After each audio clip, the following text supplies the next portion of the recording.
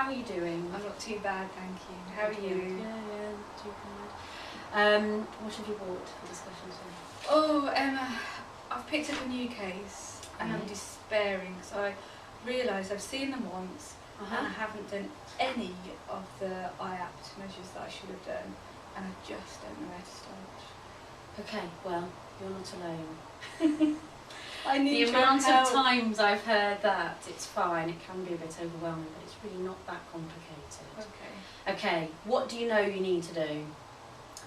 I don't really know. I don't really know anything. SDQ maybe? Yes, yeah. Tell me a bit about the case. Okay.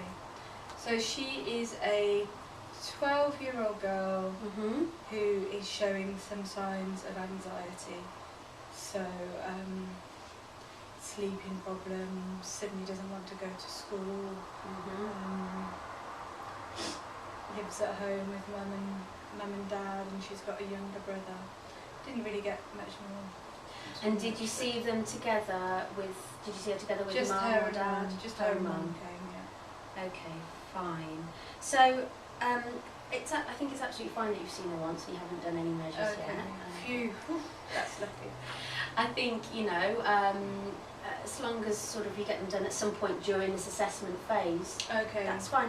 And so in the next, 1-2 sessions? I try and do the next session if you can. Okay. Did you feel like it would be okay to do measures with this family, I think they'd be okay. Yeah. What background are they from? What's their ethnicity? They are white British. Okay. Yeah. So I suppose there'll be no. I think it would be. I wouldn't need an interpreter or anything, which might take longer. But okay. So I would try and do something next session if you feel like they're comfortable with measures. But as long as you do something during the assessment sort of phase, I think that's fine. So there's the forms that you need to do, and there's the forms that you do together with them. Okay. So all you need to do as a practitioner, which is easier, you couldn't do them until you've seen them once anyway, is the current view form. Okay.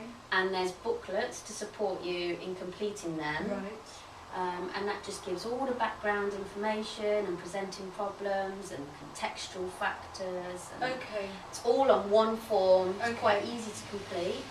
So a current view form, and that has just things like their date of birth and gender and...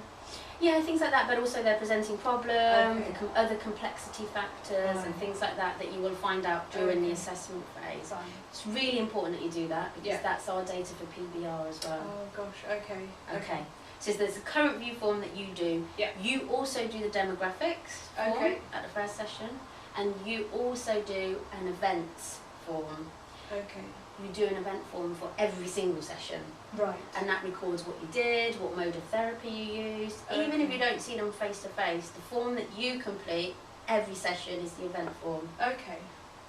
That, I think I've seen this. So current view form, demographics, and event form for each session. Yeah, that's all you do. The event form is so short as well, and it'll take you less than a minute. Okay, great. Okay, so that's the forms you do. What was you going to say? They're on the shared drive. They're on the shared drive as part of the CYP-IAPT resource pack. Or you can find them in admin. Or you can find them on Commit if you're into that sort of thing. Okay, great. Don't worry though, I'm going to scare you even more at this stage. So that's the forms you do as the practitioner, then there's the forms you've got to do with them. Right. During the assessment phase, probably the main forms you need to do, you write the SDQ. And the ARCADs because she's over 8. Okay. And is that for both is that both for her and her mum? Or just one? Or you can choose basically. What we need to do is have data from the same perspective at 2 time points at least.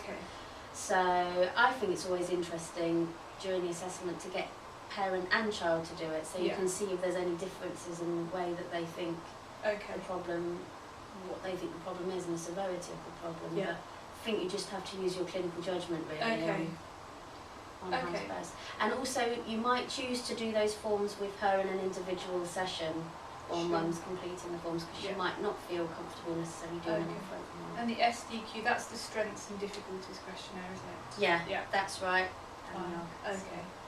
And the RCAD is the Revised Child Anxiety and Depression Scale, isn't it? It is, yes. Okay, great. Okay.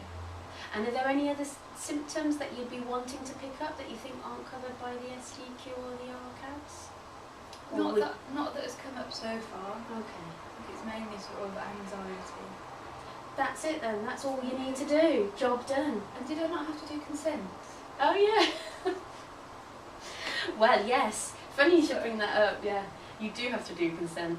So there's the forms you need to do, there's the forms you do together with them. Consent is one of the forms you do together with them. Okay. Do you know the consent form? Well, when I was just trying to work out what I needed to do and feeling a bit overwhelmed, I saw the consent form. And there's one for the parents and one for the child. There's one for the parent, one for the child, and if you think the child is GILIC competent, then they can give consent. Right, okay. And that consent means that they're happy for the data that they're giving you to be shared with the Department of Health. Yeah. And that data is anonymous when it is shared. Okay. Do you feel alright about introducing that and explaining it to them? I think so, yeah, I think so. I think I'd probably say that the data is helpful for us, that the questionnaires are helpful for us in understanding her individual problems, but that they also help us think as a team about are we providing the best service to her. Yeah. So I think I feel right with explaining that. And actually the explanation on the form itself I think is quite useful for families to have a read through. And the consent form is also in the same place, admin, shared drive. Yeah, yeah. Okay. So all it is, with a family, consent form, RCADs, SDQ, for you to do, current review form, demographics and event for every session. Brilliant. And then what?